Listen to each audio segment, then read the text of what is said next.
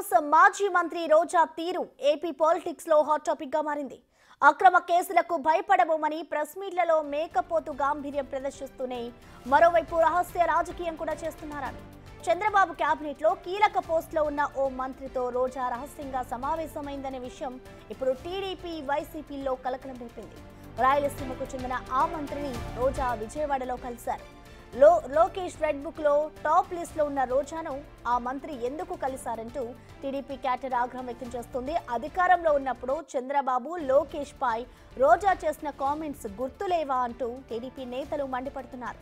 అటు వైసీపీ నేతలు కూడా రోజా తీరుపై మండిపడుతున్నారు. ఓవైపు అధికార పార్టీపై తీవ్రంగా పోరాడుతుంటే రహస్య భేటీలు ఏంటని ప్రశ్నిస్తున్నారు.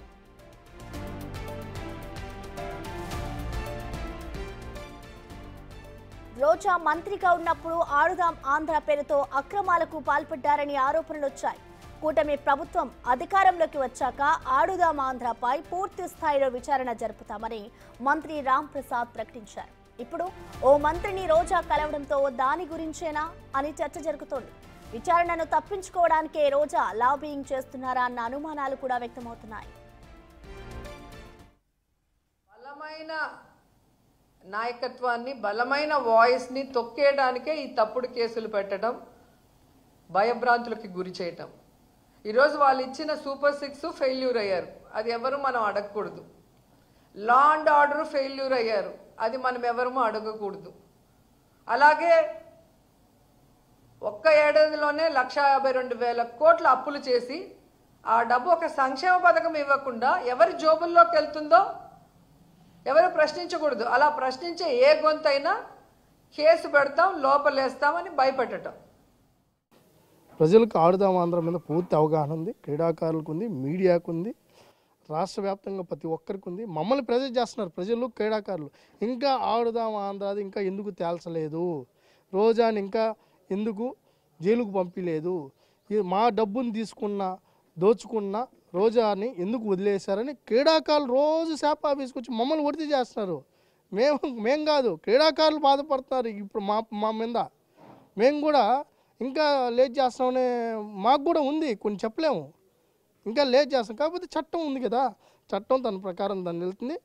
ఏం తొందరపడాల్సిన పని లేదు, అవుతుంది. బలమైన నాయకత్వం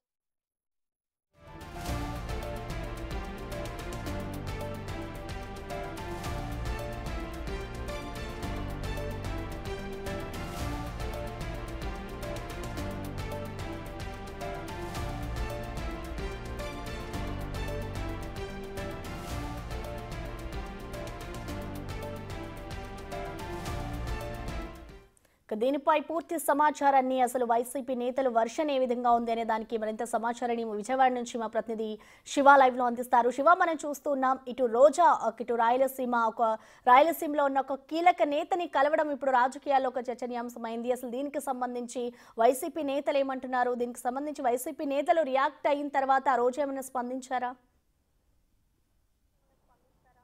ప్రస్తుతం మొత్తం మీద చూసుకుంటే వైఎస్ఆర్సీపీ మాజీ మంత్రిగా వ్యవహరించి రాయలసీమకు సంబంధించిన కీలకమైన నేత 2014, 2019, 2024 ఈ 3 ఎన్నికల సమయంలో కూడా రోజాకి నగర టికెట్ ఇవ్వద్దని చెప్పి వైఎస్ఆర్సీపీకి సంబంధించిన ఒక కీలకమైన వర్గం, కీలకమైన నేతలు, నగర నియోజకవర్గానికి సంబంధించిన నేతలు అధిష్టానానికి ఫిర్యాదుల పరంపర కొనసాగించారు. అయినప్పటికీ జగన్మోహన్ రెడ్డి కాదనకుండా రోజాకి టికెట్ ఇచ్చారు. ఆ తర్వాత టికెట్ ఇవ్వటమే కాకుండా 2019, 24 సంబంధించి కూడా 2.5 సంవత్సరాల పాటు రోజాకి మంత్రి పదవి కూడా ఇచ్చారు. అంతేకాదు ఆమెపై ఇటీవల కాలంలో నగర నియోజకవర్గానికి సంబంధించి కొంతమంది కీలకమైన వ్యక్తులు అధిష్టానానికి ఫిర్యాదులు చేసినా ఆమె నగర నియోజకవర్గంలో ఉండట్లేదు, కార్యకర్తలకి నేతలకు అందుబాటులో ఉండట్లేదు. అయినా కానీ ఫిర్యాదులు చేసినా రోజాను ఇన్ఛార్జిగా జగన్ ప్రకటించారు.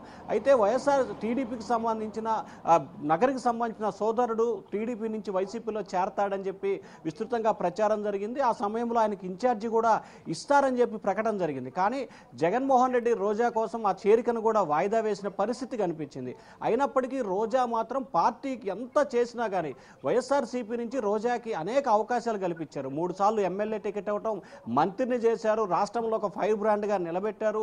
వైఎస్ఆర్సీపీ రోజా అంటేనే వైఎస్ఆర్సీపీ అనే నినాదానికి తీసుకొచ్చిన పరిస్థితి కనిపించింది. కానీ అనూహ్యంగా కూటమి ప్రభుత్వం అధికారంలో రావడంతో ఎక్కడ ఆమె కేసుల్లో అరెస్ట్ అవుతుందో, ఎక్కడ జైలుకి వెళ్ళి ఇబ్బందులు పాలవలసి వస్తుందో అని చెప్పి కూడా అధికార పార్టీకి సంబంధించిన రాయలసీమకి సంబంధించిన ఒక మంత్రితో రోజా ఇటీవల వైఎస్ఆర్సీపీ కార్యాలయంలో మీడియా సమావేశం నిర్వహించారు. అదే రోజు సాయంకాలం ఆయన క్యాంపు కార్యాలయానికి వెళ్ళి ఆయనతో దాదాపుగా 2 గంటల పైగా కూడా భేటీ అయిన పరిస్థితి కనిపించింది. ఈ భేటీకి సంబంధించి కూడా వైఎస్ఆర్సీపీ చాలా తీవ్రంగా కూడా స్పందించింది. రోజా పార్టీకి సంబంధించి అనేక అవకాశాలు కలిగించింది. ఆమె ఐరన్ లెగ్ అనే పేరు ఉన్నప్పటికీ కూడా రోజాని అన్ని రకాల అవకాశాలు ఇస్తూ, మంత్రిని చేస్తూ, అవకాశాలు కల్పిస్తూ, అధికార ప్రతినిధి కల్పిస్తూ ఇన్ని చేసినా కానీ రోజా టీడీపీ నేతలతో కొల్యూడు రాజకీయాలు చేసిన పరిస్థితి ఏంటని చెప్పి కూడా వైఎస్ఆర్సీపీ అధిష్టానం అయితే తీవ్రస్థాయిలో అసంతృప్తిగా ఉంది.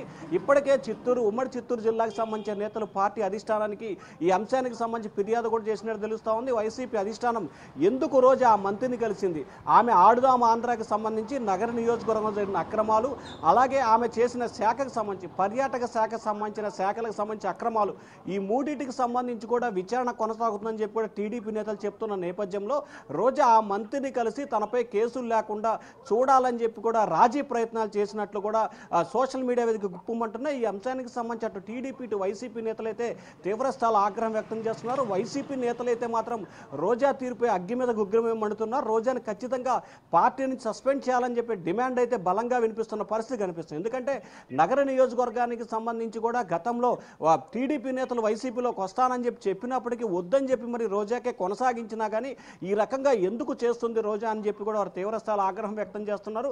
మరొక వైపు రోజా తీరు పట్ల కూడా 1-2 రోజుల్లోనే వైఎస్ఆర్సీపీ కఠిన చర్యలు తీసుకునే అవకాశాలు అయితే కనిపిస్తున్నాయి. ఇప్పటికే ఉమ్మడి చిత్తూరు జిల్లాకు సంబంధించిన వైఎస్ఆర్సీపీ రీజనల్ కోఆర్డినేటర్ని ఈ అంశానికి సంబంధించి పూర్తి స్థాయిలో నివేదిక ఇవ్వాలని చెప్పి కూడా వైసీపీ అధినేత జగన్ ఆదేశాలు జారీ చేసినట్టు తెలుస్తూ ఉంది. ఇవాళ రేపట్లో ఆయన నివేదిక ఇచ్చిన తర్వాత రేపు వైసీపీ అధినేత జగన్మోహన్ రెడ్డి బెంగళూరు నుంచి తాడేపల్లి చేరుకుంటారు.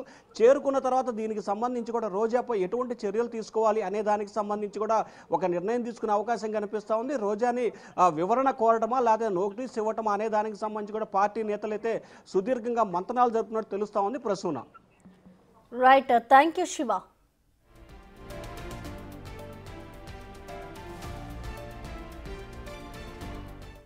ఇక ఇటు రోజా మంత్రి సీక్రెట్ మీటింగ్ పై టీడీపీ శ్రేణుల వర్షన్ ఏంటో లేటెస్ట్ అప్డేట్స్ ని మా ప్రతినిధి దామోదర్ లైవ్ లో అందిస్తారు. దామోదర్, చూస్తున్న మంత్రి రోజా తీరు ఇప్పుడు ఏపీలో హాట్ టాపిక్ గా మారిందనే చెప్పుకోవాలి. 2 పార్టీల మధ్య కూడా ఆవిడ ఏదైతే మంత్రిని కలిసారో అప్పటి నుంచి కూడా 2 పార్టీల మధ్య కూడా ఒక వైరం నెలకొంది. అసలు దీనికి సంబంధించి అసలు టీడీపీ నేతలు ఏమంటున్నారు, వాళ్ళ వర్షన్ ఏ విధంగా ఉంది?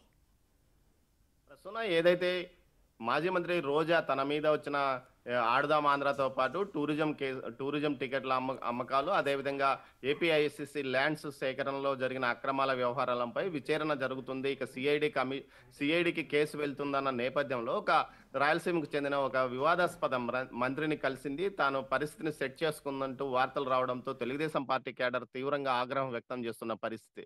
ఏదైతే చంద్రబాబు నాయుడును 2009 ఆమె ఎన్నికల్లో పోటీ చేసి ఓటమి పాలైన తర్వాత కాంగ్రెస్ అటు వైసీపీలో చేరిన తర్వాత చంద్రబాబు ఆయన కుటుంబాన్ని టార్గెట్ గా చేసుకుని వ్యక్తిగతంగా విమర్శలు చేయడము, అసభ్య పదజాలంతో దూషించడంతో పాటు చంద్రబాబు నాయుడు అరెస్ట్ అయ్యి జైలుకు వెళ్ళిన తర్వాత బెయిల్ రాకపోవడంతో ఆ రోజు ఏకంగా నగర్లో టపాసులు కాల్చి సంబరాలు చేసుకున్న నేపథ్యము. ఆ తర్వాత కూడా పెద్ద ఎత్తున అసభ్యంగా మాట్లాడము, నగర నియోజకవర్గంలో లోకేష్ పాదయాత్ర సందర్భంగా టీడీపీ మహిళా కార్యకర్తలను అరెస్ట్ చేయించి జైలుకు పంపించడం లాంటి కార్యక్రమాలతో పాటు మరోవైపు ఏదైతే కూటమి కార్యకర్తలను కూడా, జనసేన నాయకులను కార్యకర్తలను కూడా అనేక రకాలుగా ఇబ్బందులు పెట్టిన పరిస్థితి. ఈ నేపథ్యంతో పాటు ఎప్పటికప్పుడు అధికారం మారిన తర్వాత కూడా ఈ మధ్య కాలంలో కూడా ఆమె మీడియా సమావేశాల్లో చంద్రబాబును టార్గెట్ చేస్తూ, పవన్ కళ్యాణ్ టార్గెట్ చేస్తూ అనేక విమర్శలు చేస్తున్న వ్యక్తి ఏదైతే ఆమె మీద ఆడదాం ఆంధ్రాకు సంబంధించి విజిలెన్స్ నివేదిక 45 రోజుల్లో వస్తుంది. దీంతో పాటు ముఖ్యంగా మరోవైపు ఏదైతే ఇటు విజిలెన్స్ నివేదిక 45 రోజుల్లో ఇస్తామని చెప్పారు. దీంతో పాటు సిఐడి కేసు నమోదవుతుందంటూ శాసన మండలి,